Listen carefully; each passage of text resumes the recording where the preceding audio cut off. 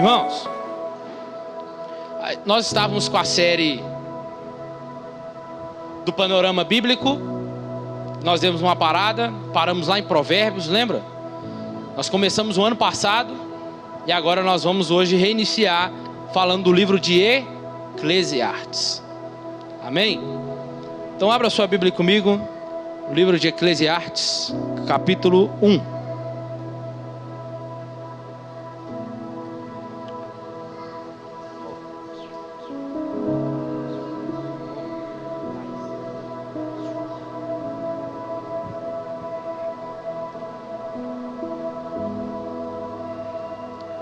Eclesiastes capítulo 1.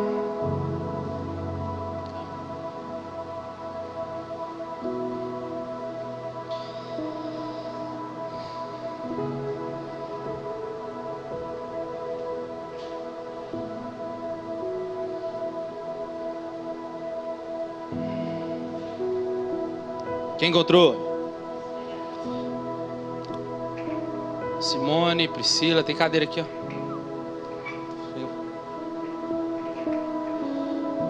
Palavra do pregador, filho de Davi, rei de Jerusalém. Vaidade de vaidades, diz o pregador. Vaidades, tudo é vaidade. Que proveito tem um homem de todo o seu trabalho, com que se afadiga debaixo do sol? Geração vai, geração vem, mas a terra permanece para sempre. Levanta-se o sol e põe-se o sol e volta ao seu lugar onde nasce de novo. O vento vai para o sul e faz o seu giro para o norte. Volve-se, revolve-se na sua carreira e retorna-se aos seus circuitos. Todos os rios correm para o mar e o mar não se enche. Ao lugar para onde correm os rios, para lá tornam eles a correr. Todas as coisas são canseiras, que ninguém as pode exprimir. Os olhos não se fartam de ver, nem se enchem os ouvidos de ouvir. O que foi, é o que há de ser. E o que se fez, isso se tornará a fazer. Nada há, pois novo debaixo do sol. Há alguma coisa de que eu possa dizer: vê, isto é novo? Não, já foi nos séculos que foram antes de nós. Já não há lembrança das coisas que precederam, e das coisas posteriores também não haverá memória entre os que hão de vir depois delas. Somente até aí. Irmãos, então nós estamos dentro do livro dos poéticos. Salmos, Provérbios e agora Eclesiastes. E por último nós vamos fechar com cânticos ou cantares. Mas o tema e o título de Eclesiastes é esse aí, ó. Vale a pena viver. Estamos diante de um livro que fala sobre a vida e como devemos vivê-la. Salomão é o escritor dessa obra. Diferente de Provérbios e Cantares, que ele escreve ainda jovem. Provérbios, um jovem um pouco mais maduro, entendendo acerca da sabedoria, entendendo sobre as escolhas e aonde essas escolhas o levarão, nos mostrando que nós devemos aprender a seguir as instruções dos mais velhos, do pai, e nos ensina a temer ao Senhor também, que é o princípio da sabedoria. Já em Cantares, é um jovem apaixonado, que está ali, que diante de 1000 mulheres, uma arrebata o coração dele, que é a Sunamita. E aí, depois nós vamos falar dela mais a fundo no livro de Cantares. Mas aqui estamos nós no livro de Eclesiastes. Salomão já está no final da sua vida, agora velho. Salomão começou a reinar como um servo humilde ao Senhor, mas com o passar do tempo começou a se perder. Seu coração começou a se afastar de Deus e voltou para os falsos deuses das suas mulheres. Mulheres estas, por causa da sua politicagem, por fechar talvez contratos com reinos, traziam mulheres para si, e para poder agradar as mulheres, levantava altares para aquelas mulheres, para elas adorar outros deuses, coisas que o próprio Deus, o Deus de Israel, não permitia tais coisas.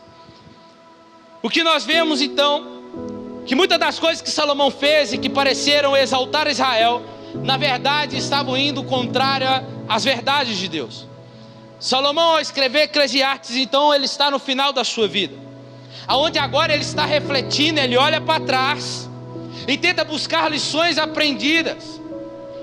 Ele tenta olhar para trás e tirar algum aprendizado daquilo tudo que ele viveu.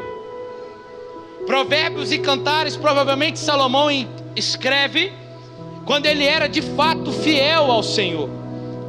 Ele escreve Eclesiastes agora, se chamando de o pregador. E o interessante aqui, que o termo que ele usa, que é o Kohelel, no hebraico, que tem a ver com assembleia, a mesma ideia da palavra grega eclésia, aonde ele vai, aonde ele teria que convocar a todos uma assembleia, aonde ele teria que reunir para poder argumentar. Mas a ideia aqui que nós temos é que Salomão agora ele é o pregador, mas essa convocação da assembleia que ele faz para si mesmo. Ele vai argumentar para si mesmo, ele vai trazer lições daquilo que ele aprendeu acerca do decorrer da sua vida. Ele vai dizer para ele mesmo, ele está argumentando para ele mesmo aqui. Quando nós olhamos para o livro de Eclesiastes, Salomão ele começa a escrever, mas ele escreve para si mesmo. É por isso que quando nós lemos a Bíblia, a gente não lê a Bíblia para o outro, a gente tem que ler a Bíblia para nós primeiro, amém? Porque ela tem que falar conosco primeiro, ela tem que cortar para mim primeiro, para depois cortar para o outro. Então Salomão está argumentando para si mesmo. E Salomão colocou uma chave em Eclesiastes bem na entrada, dizendo: tudo é vaidade. Vaidade, vaidade, tudo é vaidade. E ele diz que proveito o homem tem de todo o seu trabalho. E caso alguém não quisesse adentrar e ler esse aqui na porta de entrada, quando fechasse a porta, atrás teria talvez o mesmo recado. Lá em Eclesiastes capítulo 12, versículo 8, ele usa a mesma palavra dizendo: vaidade. Outra vez vos digo, tudo é vaidade. Ele fecha o livro com essa mesma palavra. Ele usa esse termo mais ou menos por cerca de 38 vezes. Por quê? Porque ele nos quer trazer reflexões que nos fazem pensar sobre a vida e como devemos vivê-la. Ele conclui dizendo que a vida é cheia de dificuldades e de confusões. E há muita coisa que ninguém é capaz de entender sobre a vida, quanto mais querer controlá-la. Do ponto de vista dele, tudo é uma loucura, é vaidade. Porém a vida, ele aborda para nós, porém a vida é um presente que recebemos de Deus. Ele deseja então que nós venhamos desfrutar dessa vida e usemos essa vida que ele nos deu para a sua glória. Você está aqui?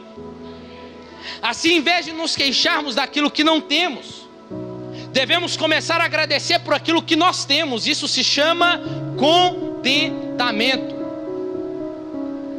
Podemos ler e entender em Eclesiastes 2:24, que diz assim: que não há nada melhor para um homem do que comer, beber e fazer com que essa alma desfrute do bem do seu trabalho, e vi também isso que vem da mão de Deus. Então entenda como Deus nos dá a vida, nos concede a vida para que nós venhamos ter prazer nela. Deus nos proporciona ricamente prazer. Olha o que aqui diz o apóstolo Paulo em 1 Timóteo 6,17: manda aos ricos deste mundo que não sejam altivos, nem põe a sua esperança na incerteza das riquezas, mas em Deus, que nos concede abundantemente todas as coisas para dela desfrutarmos. Então, o que Deus nos proporciona é que com essa vida nós venhamos o quê? Ter prazer nela. A forma que nós vivemos, a forma que nós vivemos essa vida, temos que buscar nela ter prazer, e esse prazer tem que levar à glória de Deus. Mas o que é uma vida cheia de vaidade? É uma vida sem Cristo. É como diz Salomão, é uma vida como correr atrás do vento. Já tentou correr atrás do vento para pegar ele? É uma corrida perdida. Nós não conseguimos, porque não sabemos nem para onde ele, de onde ele vem e nem para onde ele vai. Então uma vida cheia de vaidade é uma vida como correr atrás do vento. Então vamos lá. Vaidade, tudo é vaidade. O que significa essa palavra? Significa algo que é fútil, vazio. É como um vapor, como Tiago usa em Tiago capítulo 4. É como um vapor, aquilo que desaparece rapidamente e não deixa rastro nenhum para trás.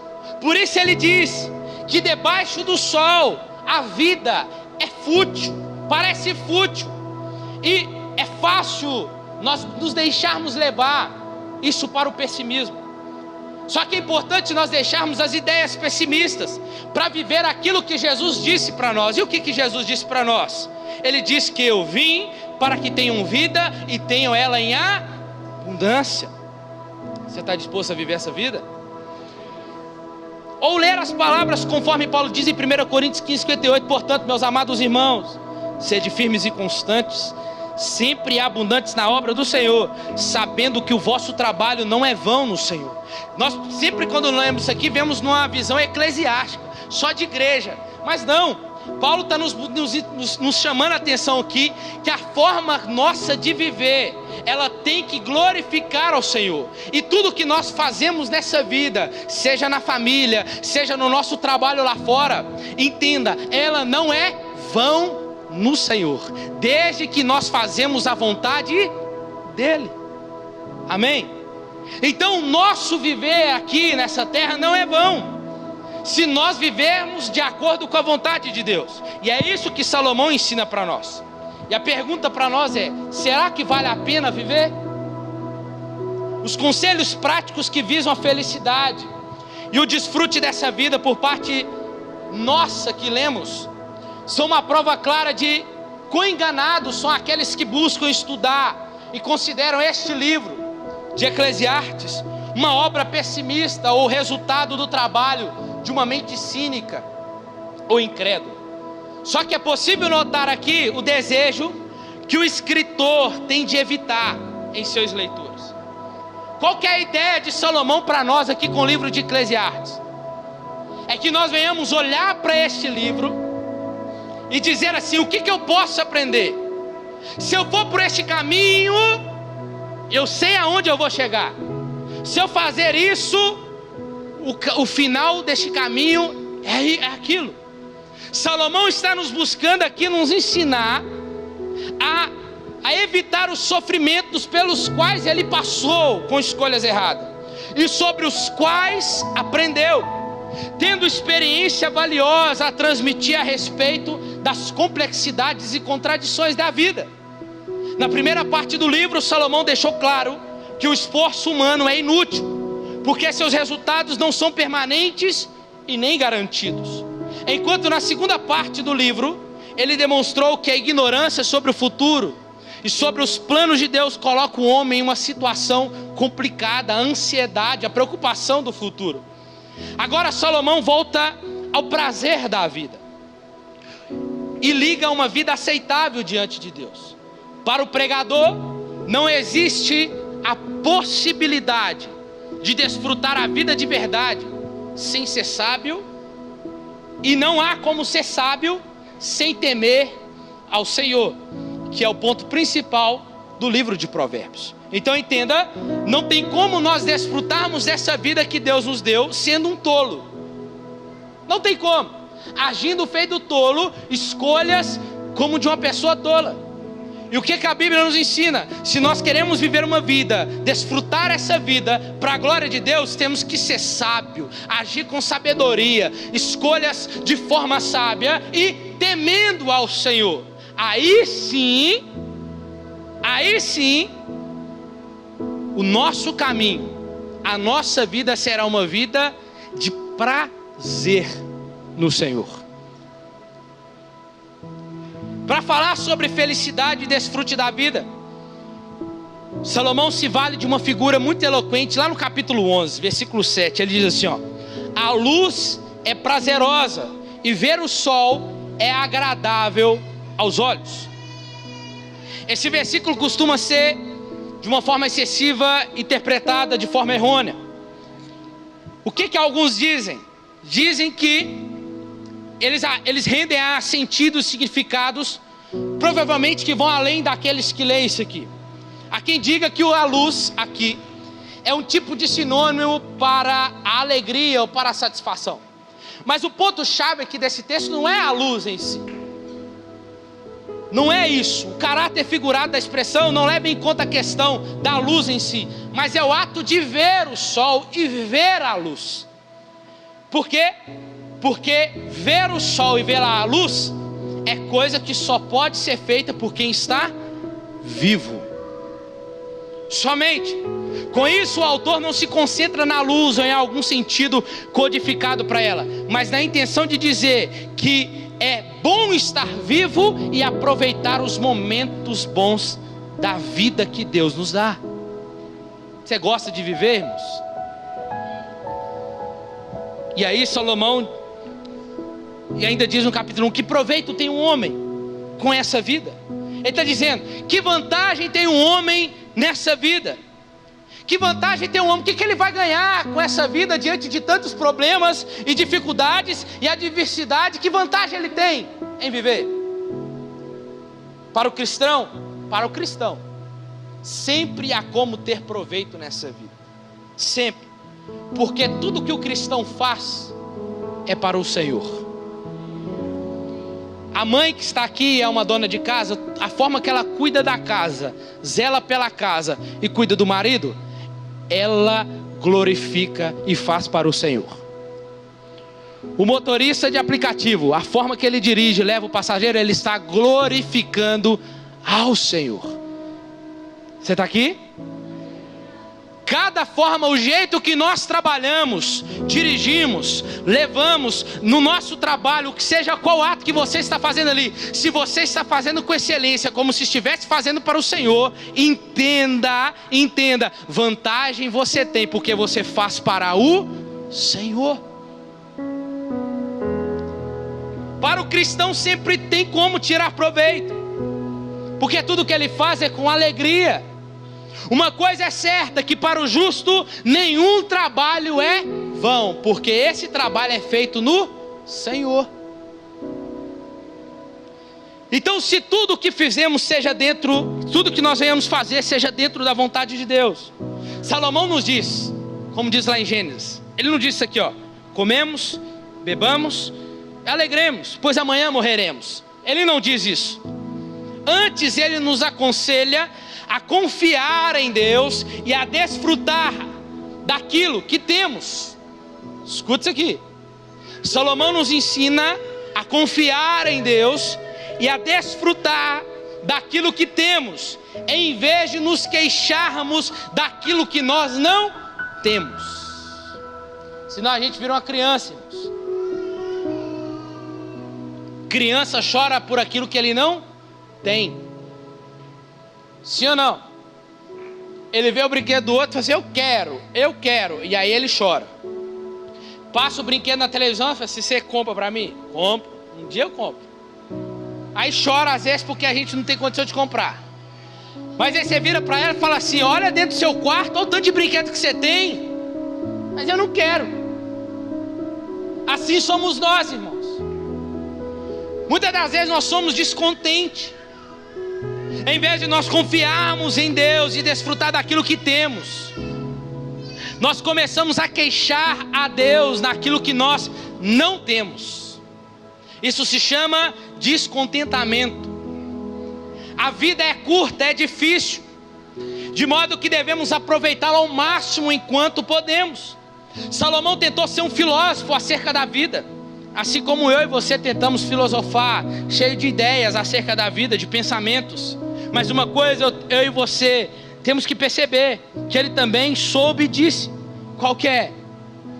Tema a Deus e guarde os seus mandamentos.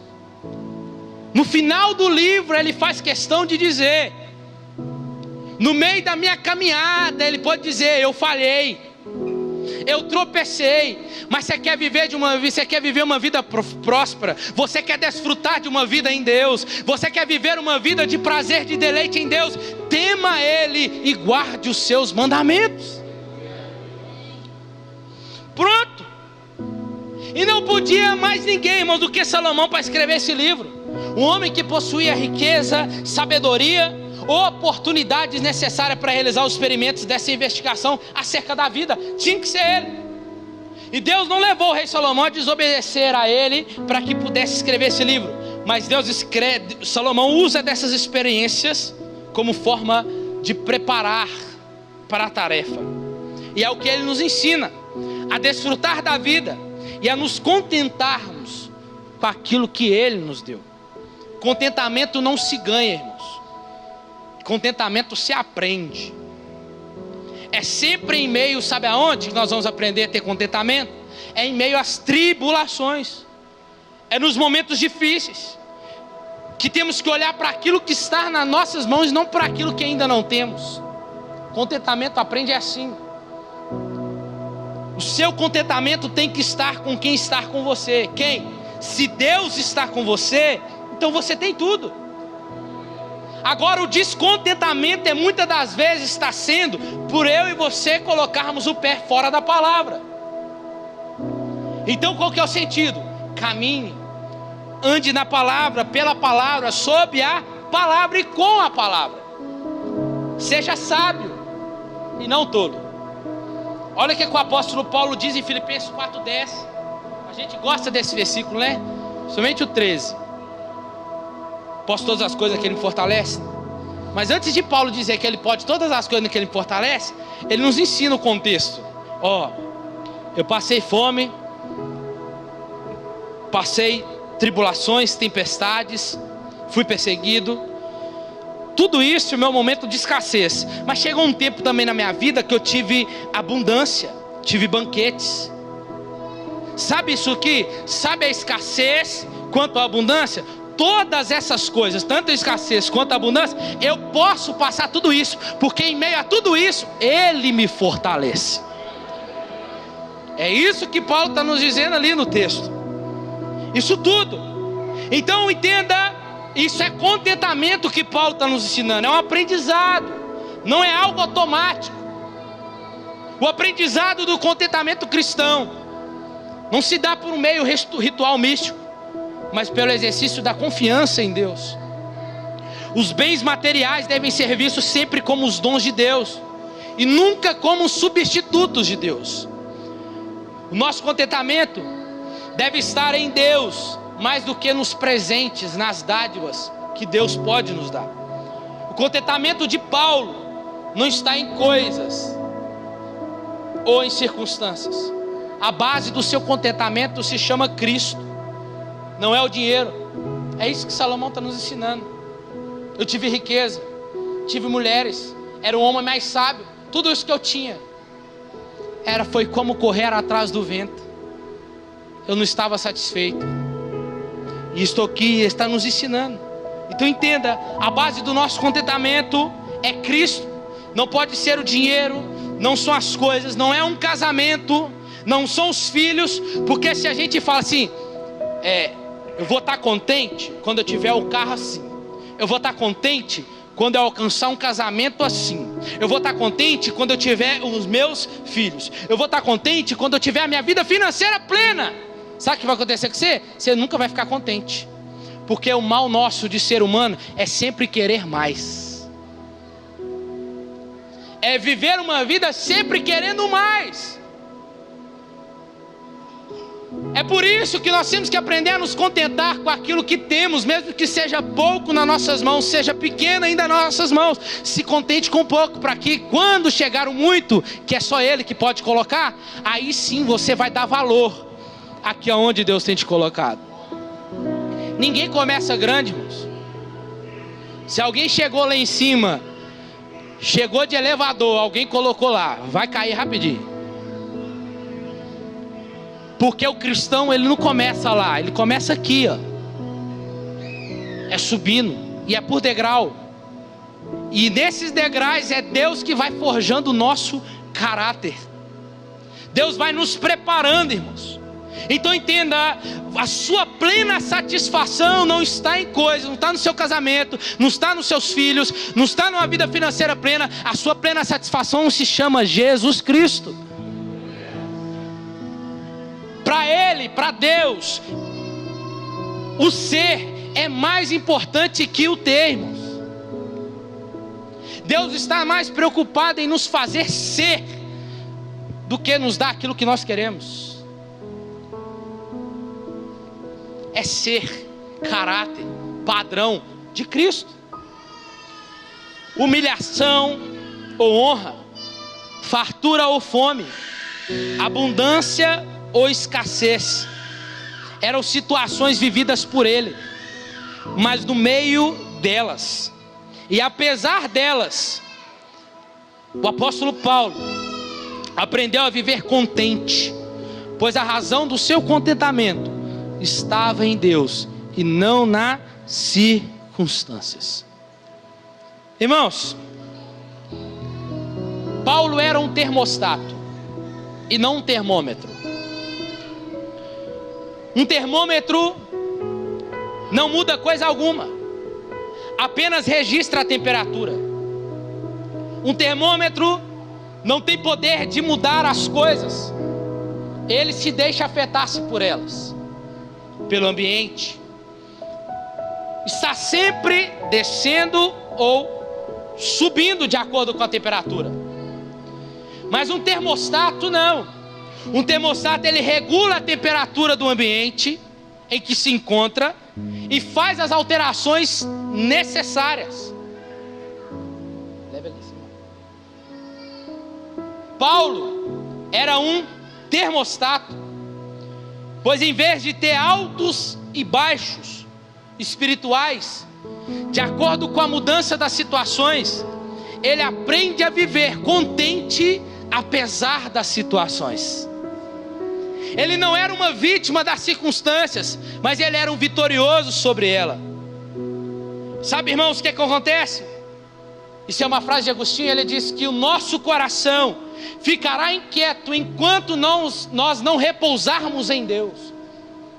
Enquanto Deus não for suficiente para nós, o nosso coração ficará inquieto. Diante das aflições e adversidades da vida, nós temos que viver como o apóstolo Paulo. Não vivendo como um termômetro, mas sendo um termostato. Que em vez de ter esses altos e baixos, de acordo com a mudança de situações, ela não muda. Ele não muda, ele regula a temperatura. Não é as circunstâncias, as aflições dessa vida que vai mudar quem ele é. Você está aqui? A temperatura do ambiente que se encontra e faz as alterações necessárias que for preciso. Irmãos, Deus é muito mais glorificado em nós quando somos mais satisfeitos nele. Não é satisfeito com o que Deus nos dá, é satisfeito com Ele. Deus é muito mais glorificado em nós quando somos mais satisfeitos nele. Então a maior motivação da vida do cristão deve ser buscar a Deus e gozá-lo dele para sempre. Qual que é o fim do homem? O fim do homem é glorificar a Deus e gozá-lo dele para sempre. O problema nosso é que buscamos alegria em coisas fugazes, efêmeras, nos contentamos com muito pouco prazer. Salomão vai dizer em Eclesiastes que Deus colocou a eternidade nos nossos olhos ou na nossa mente e encheu o coração humano de anexos, mas nós não sabemos pelo que apelamos, no sentido até que nós vejamos quão formidável Deus é. Nós nunca vamos estar satisfeitos enquanto nós não contemplarmos quem Deus é. Infelizmente nós, como cristãos, não deveríamos viver assim, inquietos, com anseio insaciável, tentando satisfazer por meios de coisas superficiais, empregos, dinheiro, saídas, viagens, drogas. Quando a gente corre para essas coisas, o anseio permanece, o desejo é insaciável. A gente sempre quer mais. Estamos buscando no lugar errado. Mas entenda, o prazer duradouro e completo só encontramos em Deus, como diz o salmista em Salmos 16:11. Tu me farás conhecer a vereda da vida, e na tua presença há plenitude de alegria, a tua mão direita há delícias perpetuamente. Somente em Deus. Há um prazer em Deus, irmãos. É um bem supremo que sempre almejamos. E temos que almejar, é manifestar a glória de Deus e expandir o nosso próprio prazer em Deus para os outros. Somente em Deus está a plenitude do prazer para sempre. Qualquer outro prazer seria qualitativamente insuficiente para o anseio das nossas almas, e quantitativamente pequeno demais para a nossa necessidade eterna. Nada, irmãos, a não ser Deus pode aparecer vazio. A mensagem que precisa ser anunciada para todos nós, que nós não buscamos prazer em Deus com persistência, porque nos contentamos com muito pouco. No sentido do que eu estou fazendo está bom demais. A forma que eu estou levando a vida está legal, está ótimo. Está ótimo. Sabe o que nós somos? Nós somos uma criança, como crianças fazendo bolinhos de areia no lote de casa, porque não consegue imaginar o que significa um convite para passar as férias na praia. O que é isso? A praia é como se o convite fosse para o céu, mas a gente se contenta demais com as coisas dessa terra. Mas escuta, pare de ajuntar tesouros na terra, aonde a traço, ferrugem destrói, os ladrões roubam e arrombam. Ajuntem tesouros no céu. Pare de se contentar com míseros 2% de lucro de prazer, que são destruídos pelas traças da inflação e pela ferrugem do inferno. Invista nas garantias do céu, que são divinamente asseguradas e certas, que irão produzir um lucro muito alto para nós.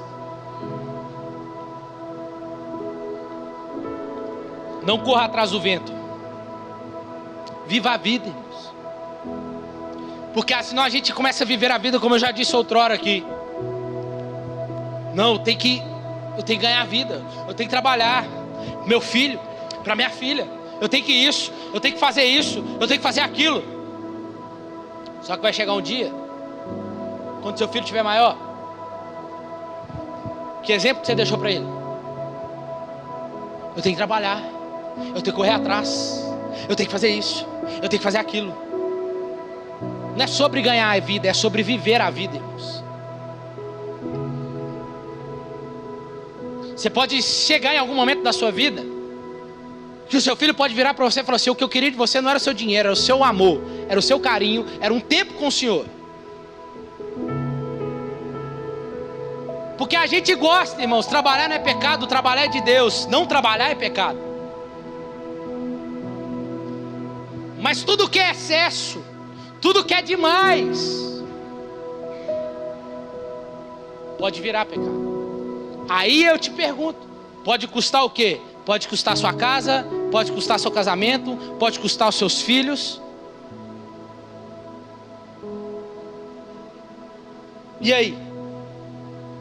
Então, não viva a vida para ganhar ela, porque Deus já te deu. Viva a vida para desfrutar dela com prazer. Este é o sentido. Não corra atrás do vento. Viva a vida, desfrute da vida que Cristo lhe deu para a glória dele. Viva para o glorificar. Esteja plenamente satisfeito nele. A vida sem Deus é uma vida fútil. Se você buscar satisfação e realização pessoal nas coisas acima citadas dessa vida, estaremos apenas correndo atrás do vento. Quando cremos em Cristo, a vida deixa de ser monótona. Antes, a vida do cristão é uma aventura diária, sim ou não, irmãos? É uma aventura diária. Uns estão lá na montanha russa já. Outros estão aqui embaixo, no bate-bate. Mas calma, sua montanha russa chega. Nesse parque que a gente acha que é a vida cristã, que ela não é um parque de diversões, mas ela é como se fosse um jardim de rosas, mas que tem espinhos. Não tem como você colher a rosa sem pegar o espinho. Essa é a vida cristã. É isso aí. Não tem como você escolher. Está aí, viva, desfrute. Então, quando cremos em Cristo, nós temos essa vida. E a bênção do Senhor é uma bênção, é a bênção da vida. E toda a bênção de Deus é uma bênção que enriquece, e com ela não nos trará desgosto. A riqueza e os prazeres desse mundo não pode satisfazer a busca por poder, por status. Isso tudo é inútil. Em Cristo, se nós temos o prazer nele, se nós estamos satisfeitos neles, entenda, tudo nele, em Cristo, é tudo que nós precisamos para a vida. A morte e para a eternidade, em Cristo. O mais importante é desfrutarmos daquilo que Ele, Deus, nos dá. Não podemos esquecer que a morte se aproxima. E portanto, devemos estar preparados. Como é que você está vivendo a sua vida, irmãos? Será que está valendo a pena viver? A síntese dessa mensagem é o Salmos 90:12. Ensina-nos a contar os nossos dias de tal maneira que alcancemos os corações sábios. Salomão, em Eclesiastes, ele nos concede um mapa confiável para nos orientarmos a seguir a palavra de Deus e nela encontrarmos satisfação. E aí, o que nós queremos? Viver de forma que a vida nunca acabará? Ou vivermos para a glória dele? Entenda, toda busca nesta vida sem Cristo é uma busca inútil. O viver sem Deus é um viver impossível. E a pergunta que eu te faço: vale a pena viver? E eu quero que você responda para você. Olhe para a sua vida hoje e veja se está valendo viver, continuar vivendo essa vida que você está vivendo. Talvez é uma vida sem Cristo. Talvez é uma vida que você está vivendo cheia de escolhas erradas. Você sabe para onde vai te levar. Talvez é uma vida que você quer até viver uma vida com Cristo, mas você quer tentar buscar os outros lados também da vida nos oferece. Entenda, é uma busca inútil. E aí? Vale a pena?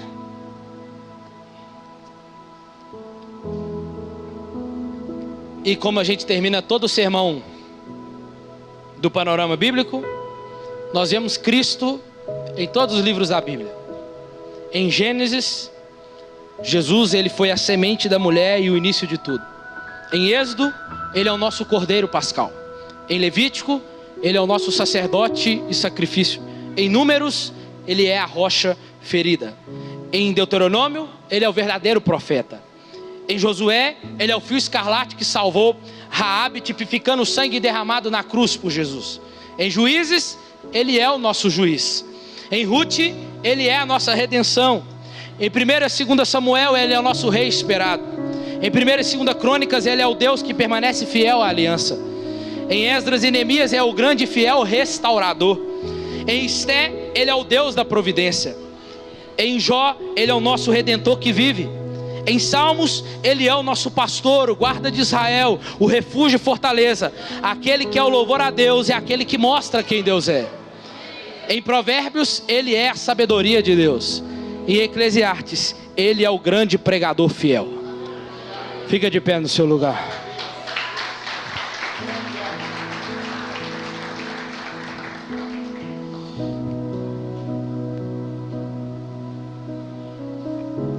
Coloca a mão no seu coração, meu irmão.